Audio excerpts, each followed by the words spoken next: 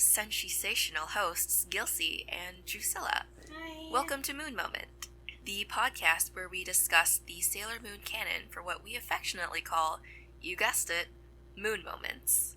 Moments that we feel truly exemplify what Sailor Moon stands for and represents. Today we're discussing episodes 25 through 28. And for those Moonies who haven't gotten around to their annual rewatch of the show yet, allow me to refresh your memory on the episodes that we'll be covering today.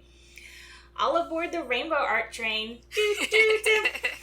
First up, Jupiter comes thundering in.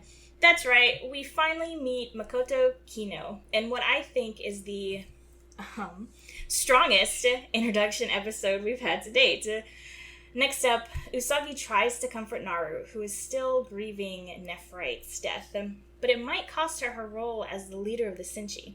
Surprised at the show's sudden need to crank up the tension between the scouts? We are too, especially since nothing comes of it. In the third episode, the holder of the yellow rainbow crystal, Ryu, has a crush on Ami and psychic powers, but he's bad at both.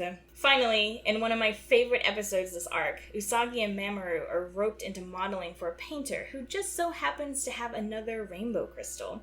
But how much potential will be wasted in this episode? Just wait and see. So, 4 episodes, great relief from 5. My God. Yeah.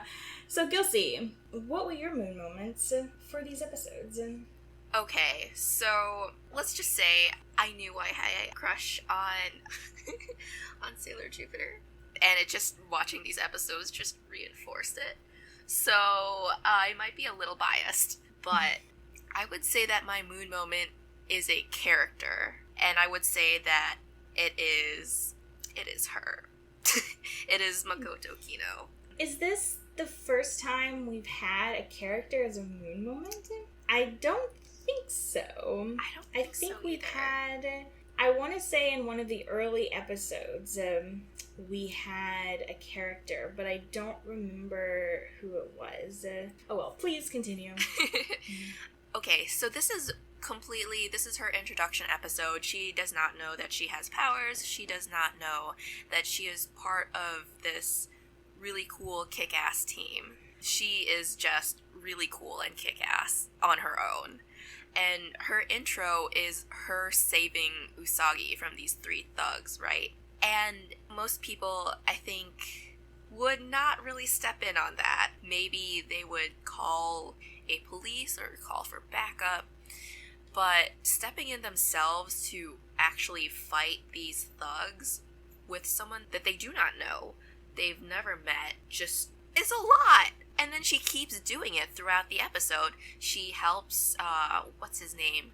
Joe? There was like a Crane Joe? Something like that. He has they call him, like, Joe the Crane Machine Troll or something like that. Which is such a strange thing.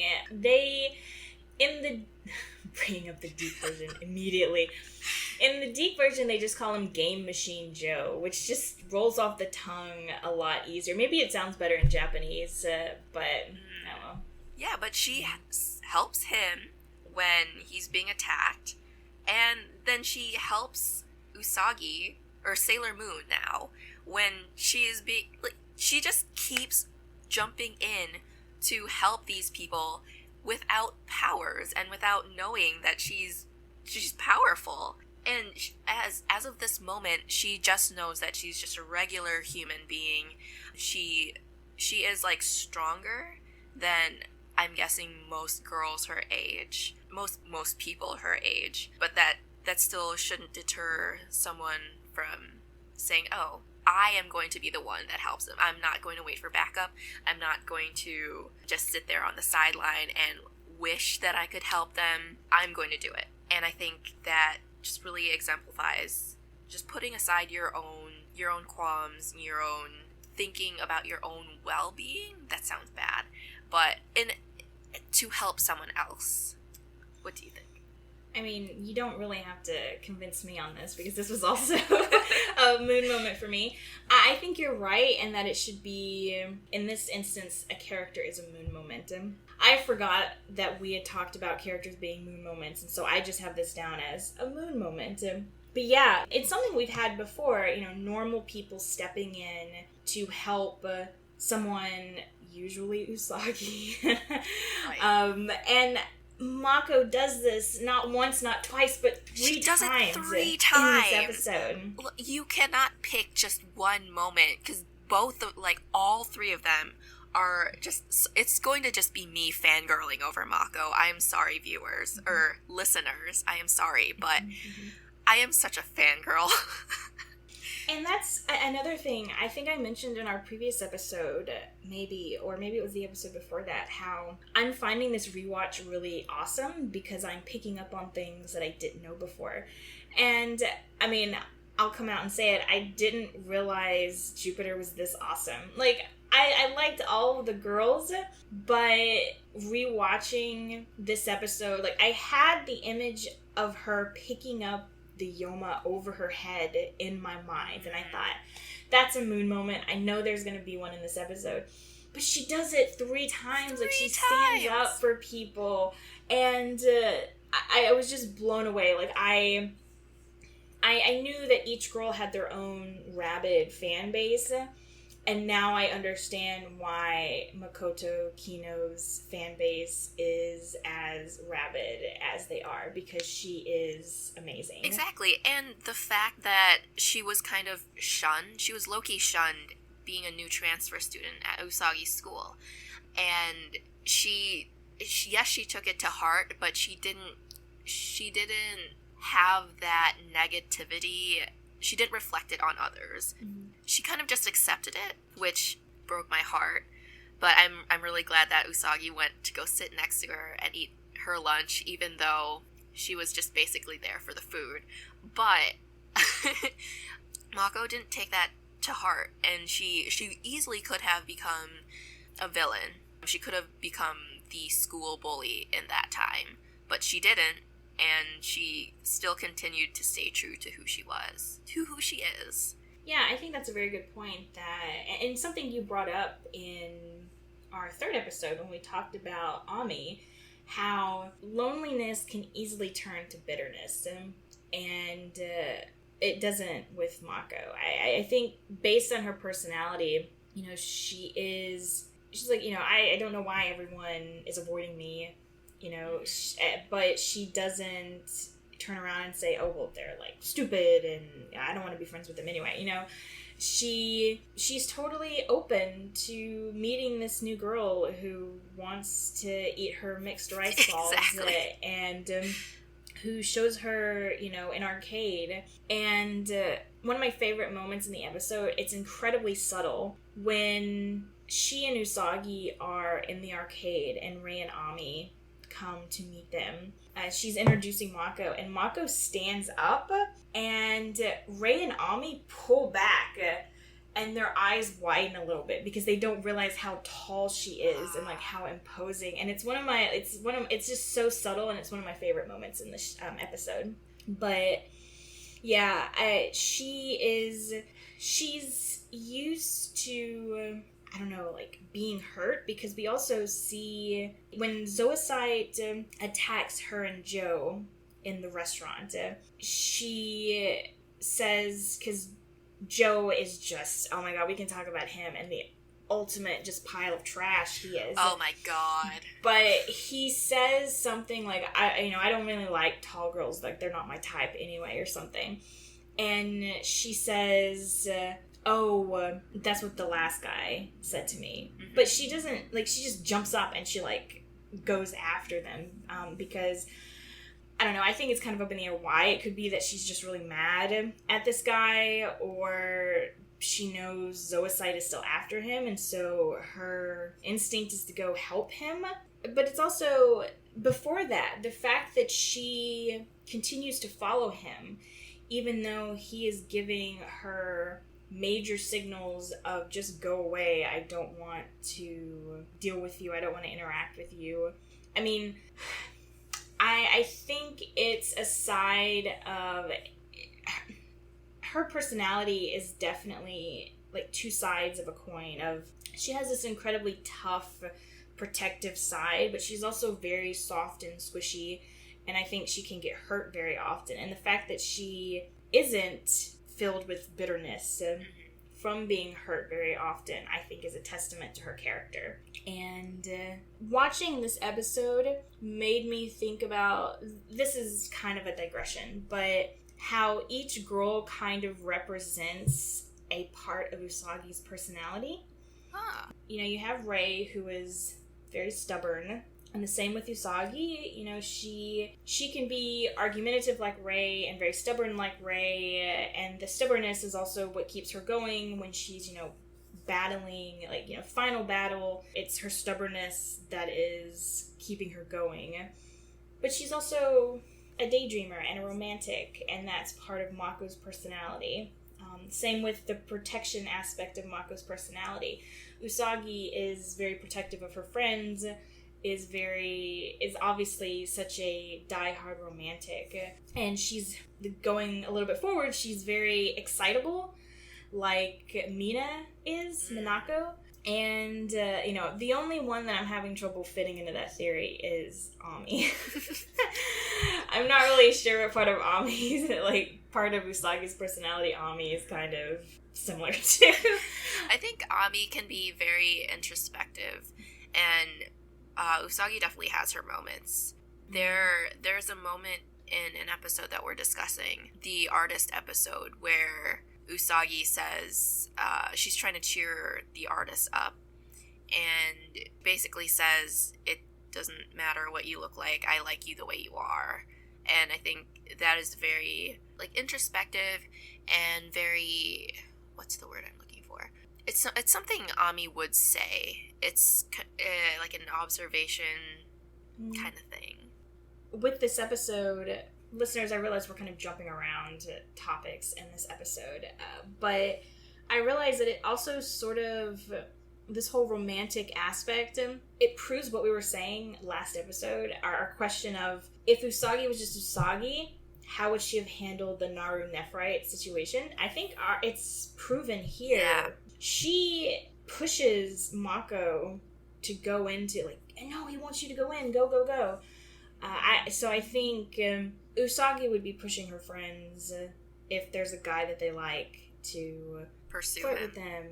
Yeah, pursue. So I think that I wanted to mention that because I thought it really dovetailed perfectly with what we were saying in the last episode. Yeah, this episode, it was just fantastic, and something that I think is awesome that occurs in the original anime, it occurs in the manga, and it also, they carried it over for Crystal, is the fact that Makoto lifts the Yuma over her head. Like, it is the same in, like, all the variations. They're like, we can't cut this out. It's too good. Yeah, it's just awesome. And I should say that her introduction episode is vastly different between this anime version and the, like, original source material. It is so different. I think the original shows up her strength a lot more and her protectiveness, I think. In the manga and in Crystal, I just think it's almost like your Monster of the Week format. You don't have as much time with Makoto. I mean, she still does save Usagi at the beginning, but she saves her from a car. Like, she pushes her out of the way. But so I think the original anime really emphasizes her strength, which, I mean, she's awesome. Love her. She's Sailor Jupiter. Mm-hmm. Yeah. Was there anything else in this episode we wanted to talk about before moving on? I don't think so. I think we can move on to the next episode. I did want to just, applaud Usagi for when she calls out Joe when he's trying to escape the restaurant, and she's just standing in front of him. It's like, you're just gonna leave her alone? Like, yes. What kind of man are you? And he's like, I don't care. She's just fantastic. It's like, go Usagi. And I think that's a great trait of Usagi she will push her friends, the guys that they're pursuing, she will encourage them, but you better hope that the guys turn out to be, like, if you break their hearts, you better look out, because Usagi You're gonna deal with Usagi. Read you filth. Yeah, they will read you to filth.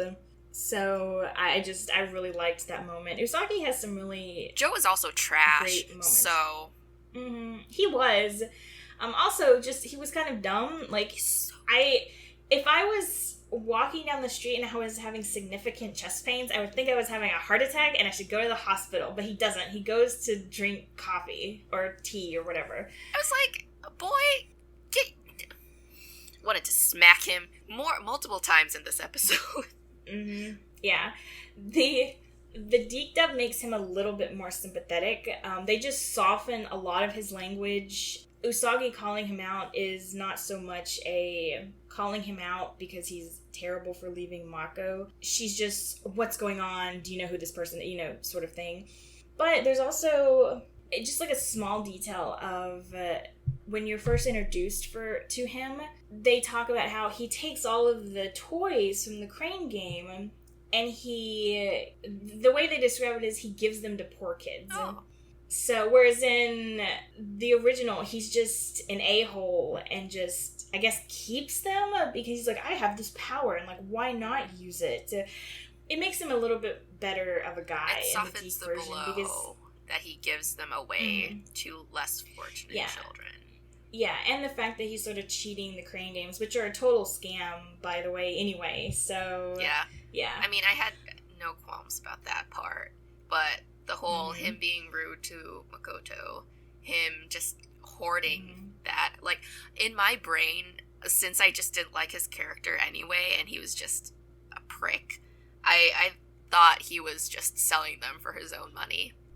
So, I just did not like him at all. Before we move on, one very small note. Another subtle thing is when the waitress, aka Zoisite, or waiter, I guess I should say, comes up, Makoto starts ordering food. But then she stops in the middle of ordering because she's ordering like a large curry rice and something else. But she's like, oh, actually, no, wait, just a tea. I read this as, and I'd like your opinion, I read this as, she loves food, obviously. She takes great pride in her cooking. She loves to eat. She's very similar to Usagi in that fashion.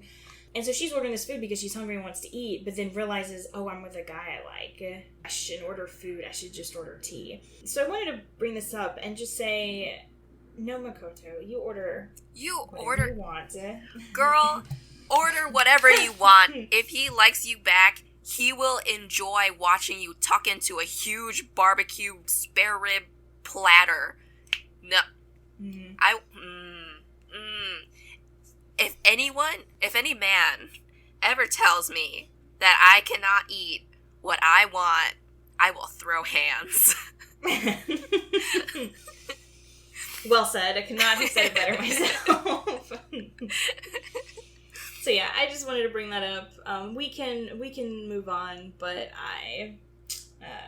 it was another one of those super subtle things, like Mako standing up and Rayanami sort of pulling back a little bit. It was just one of those really subtle things in this episode that I don't know if we've seen in other episodes or not, but I just think they're fantastic little character details that I wish we got more of from all the characters. But anyway, should we move on to the other episode that sort of had the moon moment in, or do you want to go through the other two episodes So first? This one was my mini moon moment. Yeah, the painting episode was the one that had my sort of mini moon moment. So too. For this next episode, with Usagi trying to cheer up Naru, and Luna was saying that Usagi is going to take on the leadership role.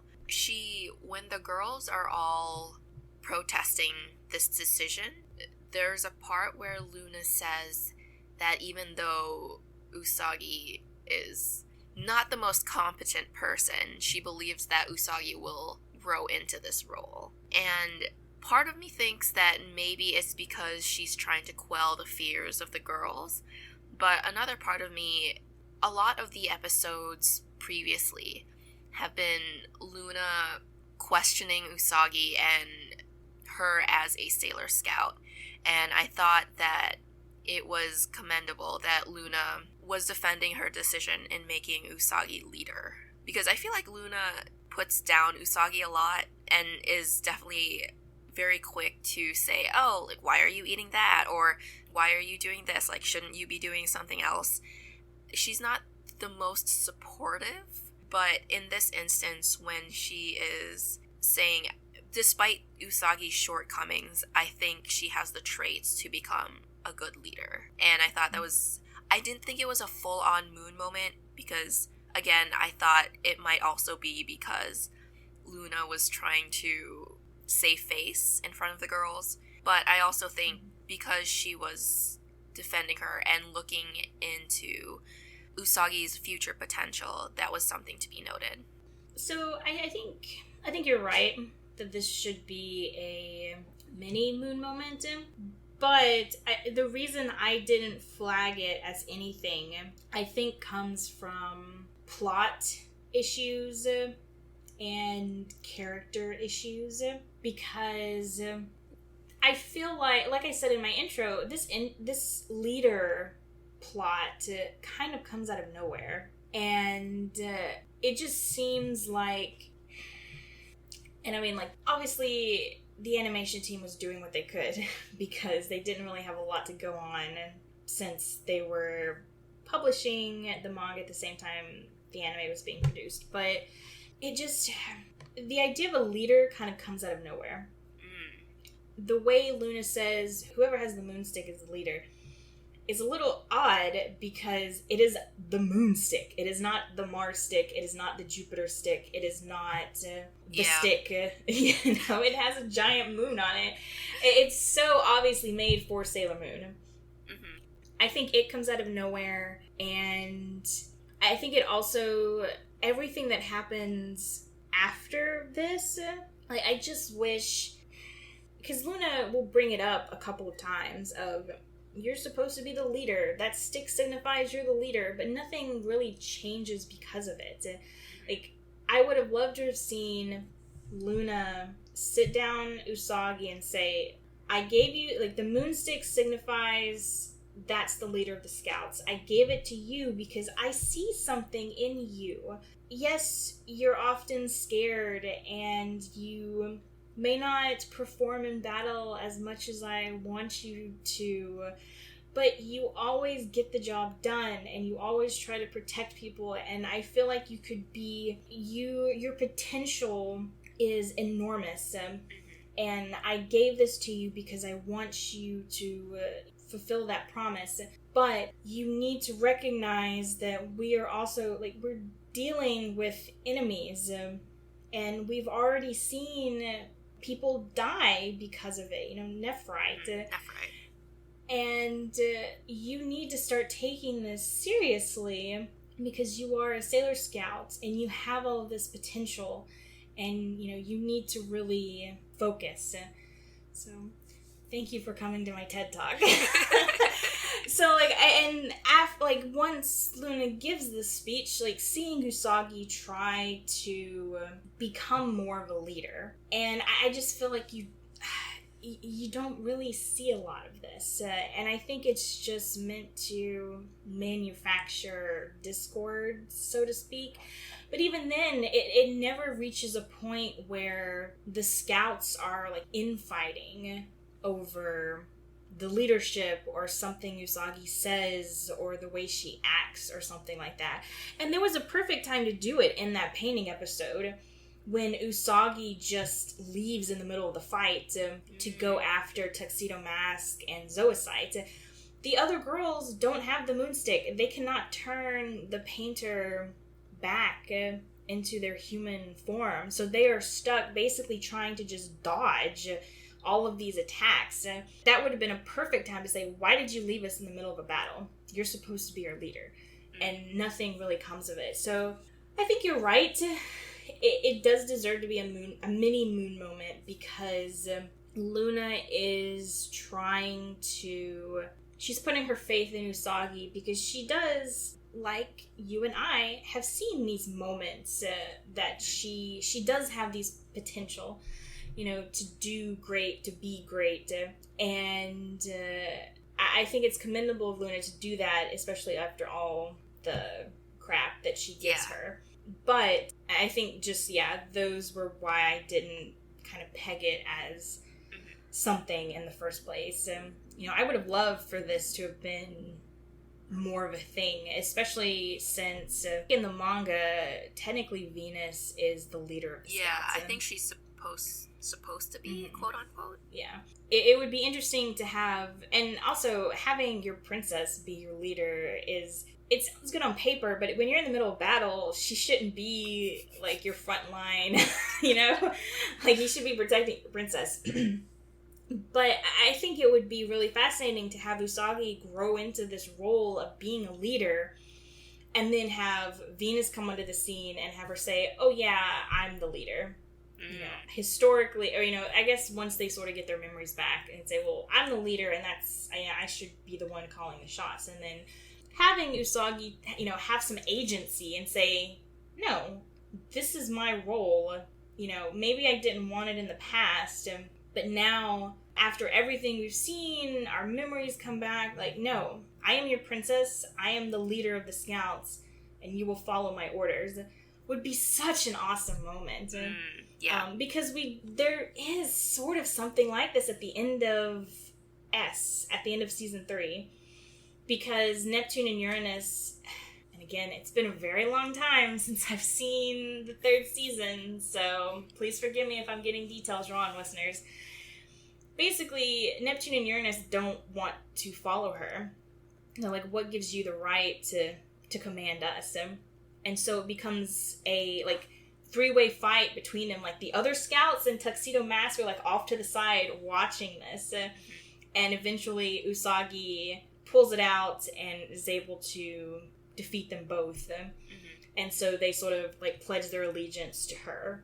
And I would have loved to have had, maybe not something that dramatic in the 1st season, but just her saying, no, here's my agency, I want this position, I need to have this position. So I'm on board with you. I think Luna deserves a mini moon moment. And yay! Although this episode was so interesting too, the fact that Usagi might lose her role as leader, because it's one of those things where we know that she's going to Chinatown to cheer up Naru. Yeah. Try to get her out of the house. But she doesn't tell the Scouts that. She just says, oh, we're going to Chinatown to eat a bunch of food. And they're like, you're blowing off a Senshi meeting for food? I mean, maybe Mako would be like, okay, I understand. But, yeah, I think it's one of those instances where, I don't know, that was interesting. It would have been nice if she elaborated a little more. Yeah, I'm sorry, Naru and I are going to go get food in Chinatown. I'm trying to cheer her up. That sort of thing. Though I will say, the Deke Dub did have some choice lines. First off, at the very end, when he grabs the crystal, he grabs it and he's showing it to Zoisite as haha, I have it. As he runs off, he just says, loser, at Zoisite. It's okay. And then Zoisite just dips, and I'm like, why didn't you go after him? You could have gone after him. Was the burn that serious that Zoisite just had to dip? That sounds like such a bro thing. Loser. Leave. And then Tuxedo Mask also has another line that I loved.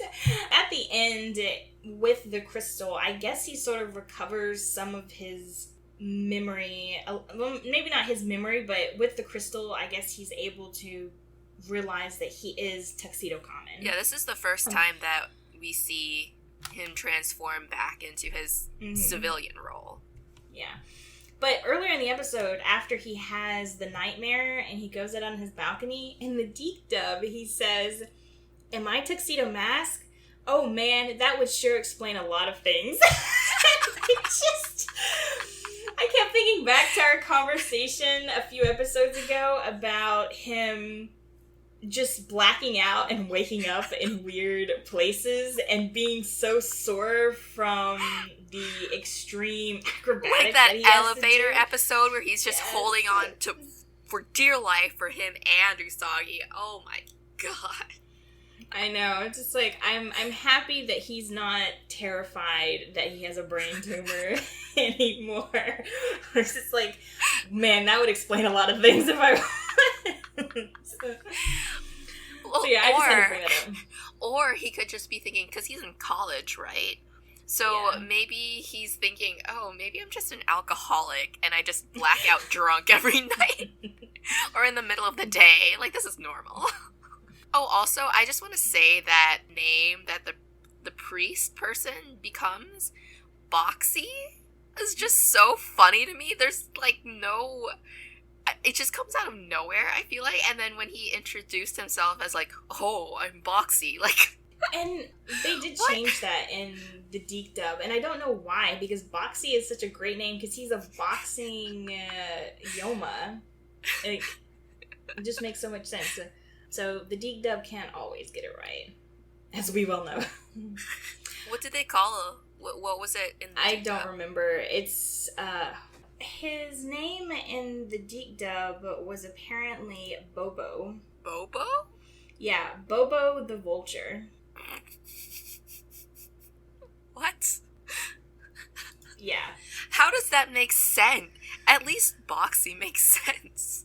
Well, I mean, the next one is, his name's like Bumbu or something. Like, it doesn't, the next Yoma doesn't make any sense either. That's like, right. some of them fit, and some of them don't. And some of their, like, abilities sort of fit. Like, in the Painter episode, you know, she's an artist, and so her Yoma power is to, like, draw things, though apparently she can only draw rocks, I guess. And though there is... when I was looking into stuff for this episode, apparently there's a trope or like a stereotype or something of the boxing Catholic priest. I mean, I don't know if that is what this is meant to be, but it's like, I guess it's a deep cut. Like, it is so specific to, like, I wouldn't think Japan would know about this trope. But Japan has this very weird relationship with religion, specifically, I think, Catholicism. I mean, I am getting into territory for which I'm on extremely thin ice in terms of what I am talking about right now and, like, what I know. Because you see, especially also in Sailor Moon, you see a lot of religious iconography throughout. Yeah. Yeah. But I don't know. I went to Catholic school for 9 years of my life. And my family is very Catholic, so it was just very funny to me. I've never heard of a boxing priest. I wonder if it's like an Irish cliche or like something, I don't know. Maybe one of our listeners can explain further. Please. And, yeah. There was something else I was going to say about that. I don't remember. Oh, I thought he was kind of a bad priest. Like, the advice he gives to Naru was just, like, you'll find your love, like, right behind you, or something like that. Like, I can sort of get where he's coming from, but I just thought, like, the advice he was giving Naru, like, the comfort he was giving her was not comfort and was not really good advice. Yeah. To be fair, this young girl just surprises this priest in the middle of her graveyard, and she's like, someone I love died, and I don't know how to handle it. But I feel like priests are kind of trained to deal with that sort of thing, you know? They're able to react to that sort of thing pretty quickly because they deal with emotional fallout and things like that a lot. But yeah, maybe that's just my opinion. Though points for Usagi yet again when she says, Naru's in trouble, I can't wait. She's talking about, I can't wait for the other scouts to get here. I gotta go now. And then manages to pose very awesomely on top of a gravestone when she appears. But yeah, if that's it, let's go ahead and move on to the next one. episode 27. Where I thought was really cute, but creepy. I don't know, it just kind of was like, okay, well, you're giving me stalker vibes right now. Ryu. Is it Ryu or Rio? Oh, I don't know. I thought it was Ryu, but maybe I'm wrong. I forgot to note it in my notes, how to pronounce his name. His name is Greg in the Geek Dub, by the way. I'm just going to call him Greg and piss off a lot of our listeners. Let's stick with Ryu. Yeah, he like, it was cute in the way that he looked up to Ami and tried to make himself better for Ami and for himself, kind of. But also creepy stalker vibes. Like, Ami literally just gave him, like, one line of advice, of comfort, and an eraser. And then all of a sudden he's carrying a picture of her around his pocket. Like, maybe not. I don't know. I feel like I've had crushes on people for about the same, just because they, like, never really spoken to them, but I thought they were cute, and so I had a crush on them. I didn't really go around with a picture of them, like a newspaper clipping of them, I will admit. But I wonder if that's also a cultural thing, like having, in Japan, is having a photograph of someone you care about, is that more normal? Because it's sort of along the same lines of the whole confession trope that you see, you know, and I shouldn't call it a trope, because I think it's something that really does happen in Japan, like confessing to the person that you really like. I wonder if it's just something like that, like having a photo of the person that you like. He was also so soft. Like, I can't hate you all the way. Like, I did not like him right off the bat because he supposedly sees the future, but I feel like his version of seeing the future is the self-fulfilling prophecy version. Because the very beginning, he doesn't save Ami. If Ami had just been walking the normal speed, she would have made it past the I-beam fall. But he stopped her before she got to the, like, and this could also just be, they didn't animate it, didn't time it well in the episode. But she would have totally made it past that before that I-beam fell. If he hadn't called Usagi back, she wouldn't have been drenched in water. And he has the really creepy image of Sailor Mercury getting, like, her clothes being shredded, and that doesn't come to pass either. So it's not quite, I kept trying to call him a Cassandra, but that's not the correct literary reference, because Cassandra was doomed with no one believing her prophecies. I can't remember if there's a better word than just self-fulfilling prophecy. But basically, I feel like it's when he says his visions out loud, that's when they become real, if that makes sense. Like, he causes them to happen by saying they will happen. So, yeah, so he just, that kind of, from the very beginning of the episode, I was like, whatever with this guy. Though it is very commendable that he is able to fight off Zoisite, like the hold that Zoisite has on him at the beginning. Yes. And Zoisite has to, like, put some more oomph into it. I thought that was commendable. I didn't think it was enough for a mini moon moment or a moon moment. Yeah. Yeah. I kind of viewed it as more of, like, of course you're going to try to fight off these foreign emotions. You literally just kind of transformed into something you don't know. I feel like that's more natural instinct. I'd argue that the reason he's able to do that and no one else can is because he knows what's going to happen. He knows who Zoisite is. He knows that he's going to get turned into a monster. And so I would argue that's why he's able to, at least for a time, plus Ami's encouragement, it's able to kind of ground him a bit more. Yeah. And that's why he's able to fight it off, whereas the other rainbow crystal carriers can't. Yeah, no moon moments or mini moon moments for me. A couple, yay, Usagi being a Sailor Scout. Actually, a moment that happened in Mako's introduction episode with, I think Luna says something like, that person that Mako was fighting was from the Dark Kingdom. And Usagi says, oh, well, that means Mako and Joe are still in danger. And she takes off after them. And so it's like, oh yeah, like, nice, you're doing your duty as a sailor, Senshi, kind of thing. But also in this episode, she tells Mercury to go get Greg somewhere safe. And she stares down Zoisite all by herself. And I really wish there had been something here. Zoisite just, I don't have time to deal with you. And then he leaves. And it's like, no, she was being a leader. She was being a sailor Senshi. She was being strong. Don't take this away from her. At least throw her into a building or something, and then you can leave. Just give me something to work with here. Yes. But no, we get the rare panty shot on Sailor Moon. I'll cut that out. The rare panty shot. We may one day have a conversation about the panties. How non-fan servicey Sailor Moon is compared to. I mean, there are obviously moments, but we may have a discussion about that one day.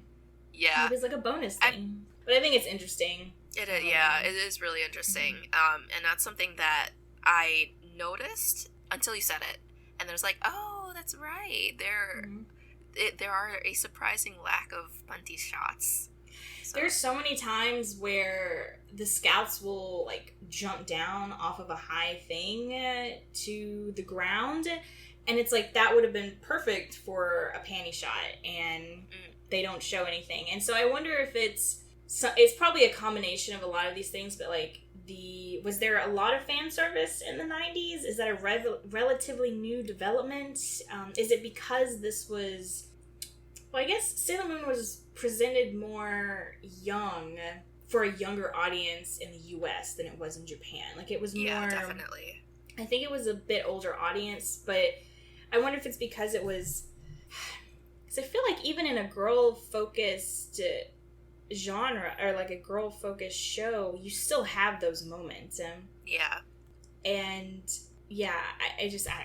It's something interesting.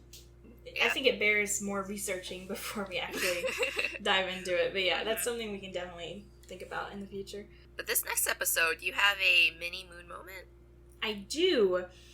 Before we get into the painting episode, I just want to call out the fact that episode 27, we have our third date between Rei and Mamoru. I forgot that they were a thing. Just completely blocked my mind. It's probably not their third. Who knows? I don't know if it's their third date. It's the third time we see them on a date. Oh, I even wrote it down. Forgot that Rei and Mamoru are still a thing. And it's so frustrating because, like, it makes me dislike Mamoru more. Because at this point, he cannot think that this is anything other than a date. Exactly. You know, like, because he's out of, like, we tried to argue in the doll episode, maybe he was just going to this exhibit with Rei, maybe he thought there were other people, maybe not. But in this episode, he can't think that this is anything other than a date. First off, because Rei is, like, draped over his arm. And also, I just really hate him because he is obviously so not into this. Exactly. I'm like, why are you on this date with Rei? Like, you clearly do not have any feelings for this or want it to progress any further. Like, why are you leading her on? He's stringing her on, and it just makes him more of a jerk. Especially, like, what we've seen of Mamoru's character, he is very... Obviously, he can make friends because he's friends with Matoki, but I think his personality, as we've seen, like when when Usagi goes to him and Matoki for advice, or when she's talking about being a model, like, he does not spare anyone's feelings. Exactly. Like, he says what he means. So18why is he continuing to go out this girl? It can't be because he's afraid he's going to hurt her feelings. Mm-hmm. Is it because he likes the attention? Is it because he doesn't want to hurt? I don't know. It's just like... It just rubs me the wrong way. I mean, he's so straightforward. Mm-hmm. He tells it like it is. And Ray is also the kind of person that would appreciate straightforwardness, because she is also a very straightforward person. I don't know. Yeah. I just...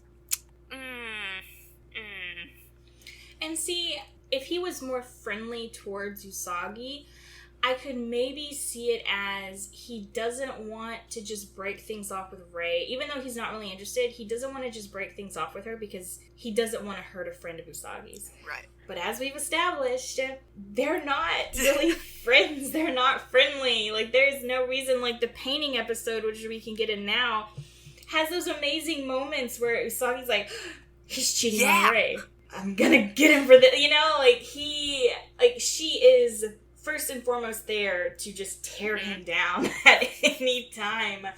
And I just, yeah. I mean, it's reaching a point where we can't explain this away anymore. Yeah. Like, we've been trying to, we can't do it anymore. And this episode that follows, the painting episode, is one that people, like, as fans who are shippers of Usagi and Mamoru, like, they love this episode. And to have this episode follow that episode is so strange, especially since they don't really connect in this episode, you know? Like, they sort of throw some barbs back and forth, but they don't really start to get along. I think the reason I like this episode so much is because there's so much potential for world building. Because all of the Rainbow Crystal carriers that we've seen so far have some sort of ability. Crane Machine, Troll, Joe, or whatever has telekinesis. Ryu can see the future. We don't see what Yumeme's power is. However, I think it's heavily implied that she is seeing, I know there's a word for it, being able to see stuff from the past. Because her paintings are incredibly, and this, I mean, it could have been the animators just having fun, but I think the way I always read this episode is she can see things from the past, and that's what she paints. I even took screenshots of paintings from the episodes. I'm going to upload them to the chat. The first one was this one, which I absolutely, when I saw it, I was like, that's Nephrite and Naru. Like, absolutely. I mean, obviously it's not exact. There is some artistic license. But I read it because if you look at it, like, the bow on her back is a light green or a teal color, which is what Naru's bow on her head is. She's sort of got, the woman's got dark hair, sort of. The uniform was reminiscent, I thought, of the Dark Kingdom uniforms. I know the hair doesn't really match, but the idea of him dying and so he's rising up, even though she's reaching for him. I thought, like, that was my interpretation of that painting. And then the second one that I pulled, I'm not sure. I don't know if they were far enough along for this to actually be a reference. There is an episode, I think we'll tackle it 2 more podcast episodes, because it's an episode that comes after Prince and Princess stuff is revealed. I think this might be a reference to one of the monster of that week, but I'm not 100% sure. It's been a while since I saw that episode, and I want to say that episode wasn't originally in English, so that means I would have only seen it like maybe once during an old rewatch. But then you'll really like this one. It's a little bit harder to see, but it's in the background of this one. The upper, I mean the painting in the upper left. And I will put all of these in the show notes, listeners. Don't worry, this has not become like we're audio friendly. Don't worry, I'll put all these so you can see. But who do you think that is in that painting in the background? I'm still waiting for it to download. Oh. Curse you, technology. I think it's because you sent me 3 of them, so it did the first 2 fine, but now this one, she's struggling. Which one are we looking at? The upper left. The one above Umino's head. It's an older episode, a Usagi solo episode. Is this that from that wedding episode? I think that's from the jazz pianist episode. Oh! Because it looks like it's raining. He has... Because doesn't he have flowers in that episode? He does. Maybe I'm wrong. Yeah. Yeah, I think that's from... Oh my gosh. The jazz pianist episode. And like I said, this could just be animators having fun. But, you know, were I to rewrite Sailor Moon, I would do a lot of different things with the rainbow characters, the carriers arc. But in this episode, I would have, all of her paintings would be from scenes from the Moon Kingdom. And they, you know, whether it was people or the buildings or the view of the palace and Earth, but I think it would also, I'd also want it to be images of the Sailor Scouts, because they were on the Moon Kingdom, and maybe that's how the Scouts end up seeing her gallery and seeing all these things.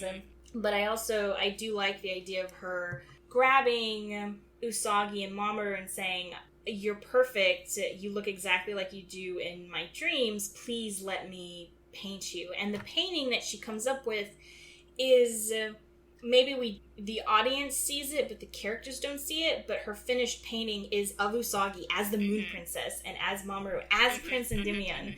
Like, I that's what I meant in my intro about there's so much wasted potential in this episode to go really deep diving. And again, who knows how far along the manga was in reference to the anime at this point, and so that's probably why.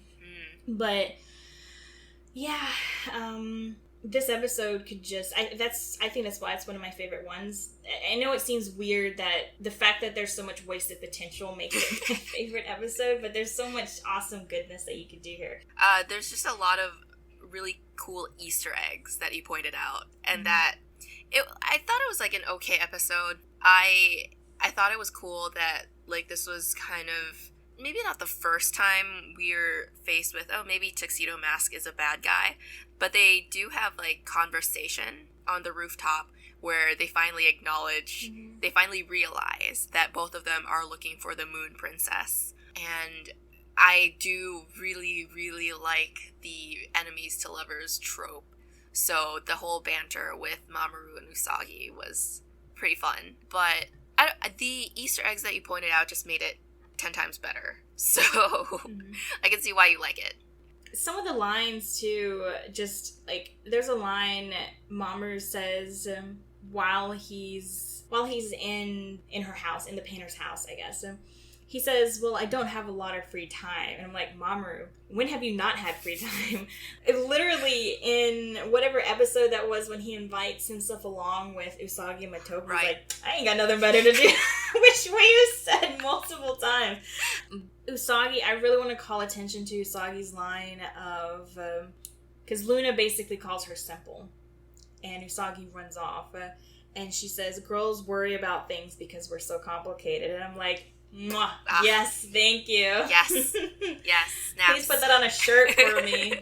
And my mini moon moment in this episode, well, potential moment, I wasn't really sure, was just Usagi helping out Yumeme's self-esteem. Sort of like saying, you know, it's a shame, like, people should know who you are, you make such beautiful things, you know, don't listen to everyone who says, like, you have to be beautiful or whatever, you know, it just, you should let people know who you are, and, like, this is the work that you create, and I thought it was sort of a mini moon moment. Even though it feels like a decent human being thing, I don't think a lot of us go out of our way to pump up people like that. And I think it's only when we feel comfortable with someone that we would be comfortable making that sort of statement. And Usagi is Usagi, and she is comfortable with saying these things to people who are near strangers to her. So maybe for her it is a basic decent human thing to do. But I think, you know, if I meet someone for the first time and they're like, oh, well, I tried to be a singer, but they told me I wasn't good. Like, I would not say, well, you shouldn't let them get you down. You should be a singer anyway. I don't know what that situation is. Like, I don't know, are they a good singer? Are they a crappy singer? You know? But here, Usagi can see that she is an amazing painter. Mm-hmm. People should know who you are and the good work that you do. So I wasn't sure about this. I called it a mini moon moment, but yeah, what do you think? I don't know. The reason I didn't really note it was because I was on the fence of, is this a decent human being thing? But then I guess when you take it out of context, out of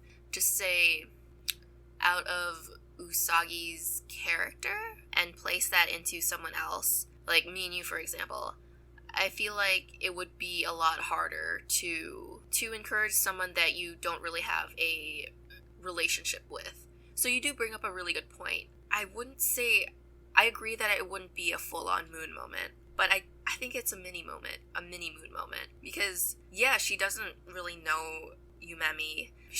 I think there was a scene at the end where there were two girls they were saying, oh, this artist has to be beautiful because the paintings are beautiful, and Yumemi was sad about it because she doesn't view herself as beautiful. But Usagi was there to be like, you know, it doesn't matter what those girls think. I think you're beautiful, and you should see that in yourself too. I think that was where I noted that, and that was where I was on the fence of decent human being thing or something more. Because of your explanation and what you said, I would say it is a mini moon moment. Mm-hmm. Also, those girls are just stupid. Yeah. Someone can, as we've been finding out, someone can be a great creator of something and be a terrible person. Yeah. We're currently going through having to, do you separate the art from the artist? Can you enjoy something knowing who created it? Yeah. Not naming any names because we don't want to get into all that. But yeah, it's something we're currently struggling with as a society. Yeah. Those girls are stupid. Yeah. We can agree on that. Like I said, I wasn't really sure, whether it was a mini moon moment or if it was just something to note. Yeah, I would agree. Mini moon moment. So, yeah, I guess that wraps up our episode. Our next episodes will cover episodes 29 to 32. Check out our social media on Twitter and Instagram at Moon Moment Pod. Don't be so serious. We think your opinions are out of this world.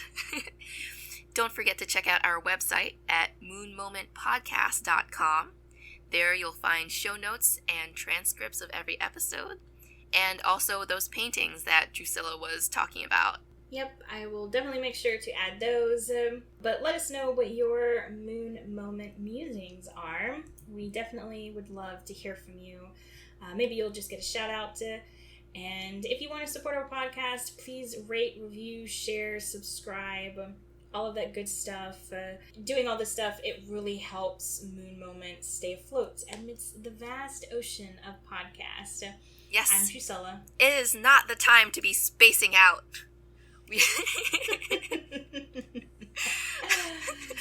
We're getting into some nitty-gritty here, folks. So tune in next time. Oh, okay. I'm Gilsey. I'm Drusilla. See you, Moon.